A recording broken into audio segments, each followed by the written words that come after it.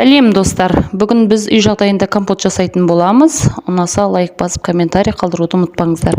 Бірінші банкаларыңызды жуып, жақсылап осылай булап алыңыздар барлап.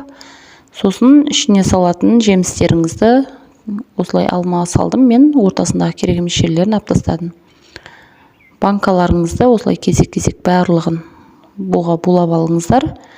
Булап болғаннан кейін банкамыздың ішіне тазалап алған жемістеріңізді осылай салып шығасыздар.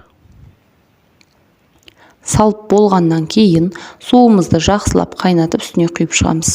Оға дейін қақпағымызды шайнекке салып бір қайнатып аламыз. Мен алманың орталарын тастаған жоқпын. Қалған шиеге қосып бір қайнатып балдарға компот істеп қойдым. Міне жаңағы жемістеріңіздің үстіне қайнаған су құйып қойдым. Осылай 1 сағат 2 сағаттан кейін қайтып өз суын қайтып кастрюльге құйып, жаңағы ыдыстарыңызға қайнатып, құмшекер салып қайнатыңыздар. Сосын қайтып сол суды банкаларыңызға құйып жауып тастаңыздар. Соңғы 2 банканы сіздерге құмшекерді банканың ішіне салып көрсетіп жатырмын. Мына осылай ішіне салсаңыздар да болады, үстіне ыстық су құя саласыздар. Міне оңай, осылай жауып тастайсыздар.